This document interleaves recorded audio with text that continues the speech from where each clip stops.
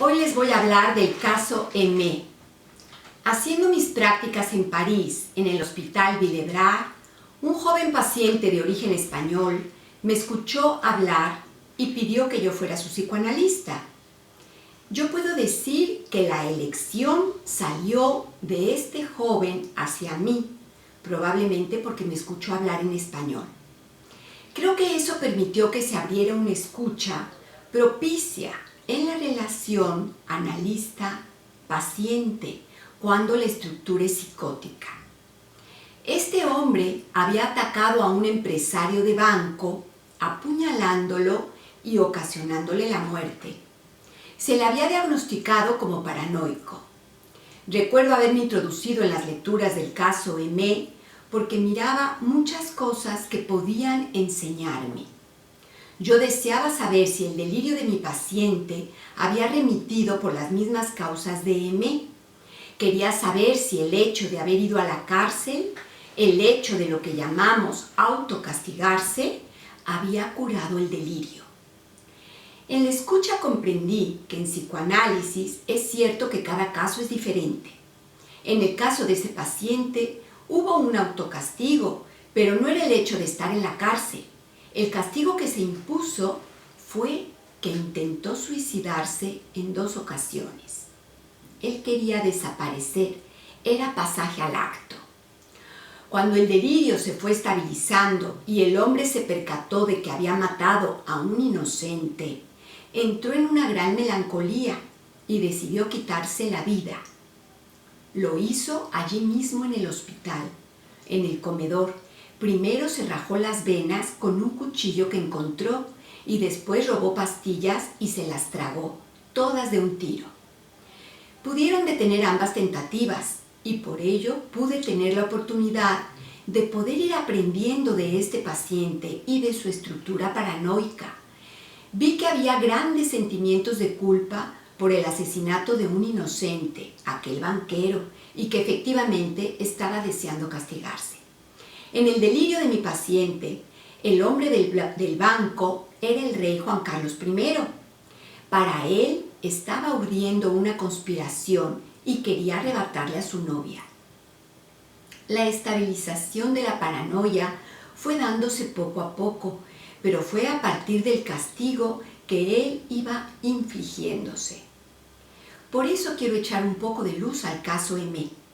El verdadero nombre de Aimé era Marguerite Pantin. A los 28 años, a raíz de su primer embarazo, se le desencadenaron lo que llamamos las ideas persecutorias. La primera hija nació muerta. Las ideas persecutorias volvieron con el segundo hijo, que le llamaron Didier Ansieux, y posteriormente se sabe que fue paciente de Lacan y que se convirtió en psicoanalista.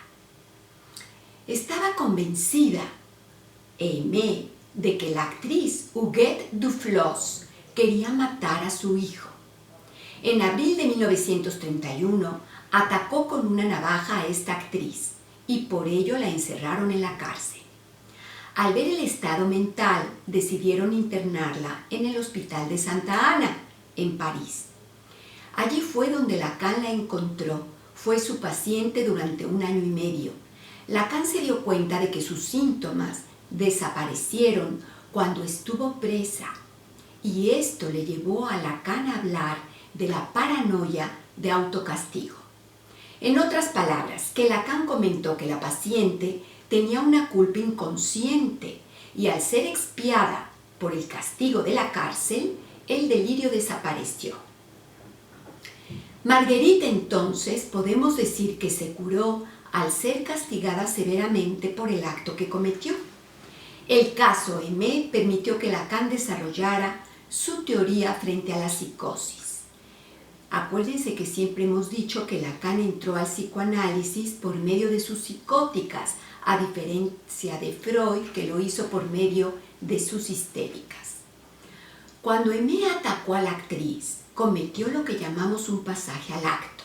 En la psicosis de Aimé se observa una discontinuidad que lleva a ese pasaje al acto. Podemos decir que el pasaje al acto es un dejar caer, hay un corte en la discontinuidad porque va a haber una discontinuidad de la escena. Puede decirse que lo esencial en el pasaje al acto es que el sujeto sale de la escena. Recuerden ustedes a Dora o a la joven homosexual, en donde también vemos que hay esa discontinuidad y ese salir de la escena. El sujeto cae de la escena. En el acting out, en cambio, se quiere mostrar algo. Lo que se convoca es la mirada del otro. Lo novedoso del caso Aimé es que Lacan aisló una categoría clínica que hasta ese momento no existía. Era la paranoia de autocastigo, donde hay una satisfacción autopunitiva en ese pasaje al acto. Hay un valor resolutivo que lleva a la curación. Comentaré algunos sucesos que son nucleares en la discontinuidad de esta paciente Marguerite. Primero está la hermana mayor. También se llamaba Marguerite, pero murió quemada porque se le prendió el vestido en la chimenea de la casa, abrazada. Entonces, a Marguerite, la paciente de Lacan, le van a poner el nombre de una hermana mayor muerta. También tenemos la hermana Elisa, que se entromete en la vida de Aimé, porque Elisa va a representar una mujer ideal, que es una buena madre, que es una buena esposa, que es sometida, y entonces Aimé se da cuenta que es incapaz de ser como su hermana Elisa, y va a aparecer un super yo feroz que va a machacar a Aimé. También vemos que hay una rebeldía contra el padre autoritario.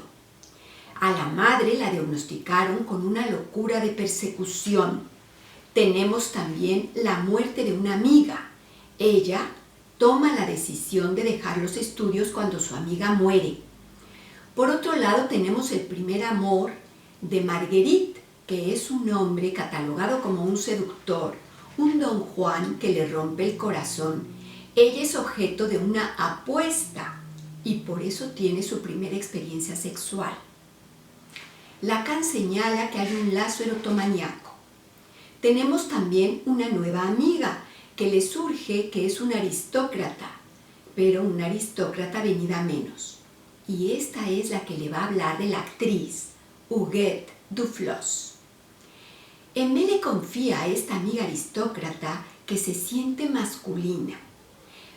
Va a iniciar ligues sexuales con diferentes hombres. Digamos que está del lado de la promiscuidad, con el deseo de esclarecer algo que Marguerite llama la curiosidad por el alma masculina. Podemos ver aquí que no se trata de una posición femenina donde se ofrece al hombre como objeto de deseo, sino que se trata de algo que quiere saber sobre la posición masculina. Marguerite se va a casar con un compañero de trabajo. El marido siempre va a hablar de las rarezas de Marguerite, por ejemplo, las risas sin motivo, los cambios de humor, la fobia a las manchas, el lavado insistente de las manos, todos estos síntomas conocidos. Tenemos también el momento del primer embarazo, que es donde ya caen las ideas persecutorias propiamente dichas. Pero el bebé nace muerto. No obstante, va a haber un segundo embarazo y vuelven a surgir las ideas persecutorias. Entonces, el estado va a empeorar. El goce cada vez es más amenazante. Hace que Marguerite no se separe de su hijo. La amenaza cae sobre el niño cada vez de mayor calibre. Ella quiere divorciarse y quiere quedarse con el niño. Incluso dice que está dispuesta a matar al marido si esto es necesario, pero quiere conseguir al niño y salvarlo de las amenazas. En ese momento llega la hermana Elisa y va a aumentar la problemática por colocarse en ese lugar de ideal al que Marguerite no puede llegar. En ese momento la internan y al salir del internamiento se va a París y deja el hijo con la hermana y con el marido. En su tesis Lacan va a señalar, cito, «Temía mucho por la vida de mi hijo, si no le sucedía una desgracia ahora, sería mañana y yo me transformaría en una madre criminal. Termina la cita. ¿En qué consiste la autopunición? En su delirio, las persecuciones amenazan al hijo para castigar a la madre que ha hablado mal de la actriz. Es algo que no se debe hacer, dice Marguerite. Las perseguidoras, podemos ver, son siempre mujeres. La primera es la hermana mayor, pero Aimée no la coloca como una perseguidora porque la quiere. Entonces desplaza esa persecución a otras mujeres. Aimée siente una gran humillación y reproches de conciencia por la hermana Elisa. Esas perseguidoras se van a hacer luego encarnar por las mujeres de Electras, las actrices, las mujeres de mundo. Son mujeres que imaginariamente representan para la paciente un ideal, pero también está la ambivalencia. Por el otro lado tenemos la cara del odio. Marguerite, dice Lacan, arremete contra un objeto que no tiene para ella más que un valor de símbolo, y de esa forma este acto no le produce ningún alivio. En 1932, en su tesis que tituló De las psicosis paranoicas y su relación con la personalidad, Lacan dice, cito, «Sin embargo, con el mismo golpe que la hace culpable frente a la ley, Aimée se siente golpeada en sí misma. Y cuando lo comprende, es cuando experimenta la satisfacción del deseo cumplido. El delirio, ya inútil, se desvanece». Se constata que luego del pasaje al acto, la vida de Aimée se desarrolló sin grandes acontecimientos. Lacan la anima incluso a escribir. En 1943 sale del hospital. Llega a ser gobernanta de una familia francoamericana que nunca intuyó signos de locura. Finalmente, por casualidades de la vida, entra a trabajar en 1951 en la casa del padre de Lacan como cocinera. Por otro lado, luego de estar muchos años sin verse, Aimée retoma el contacto con su hijo Didier Anzieu, que ya en ese momento es psicoanalista.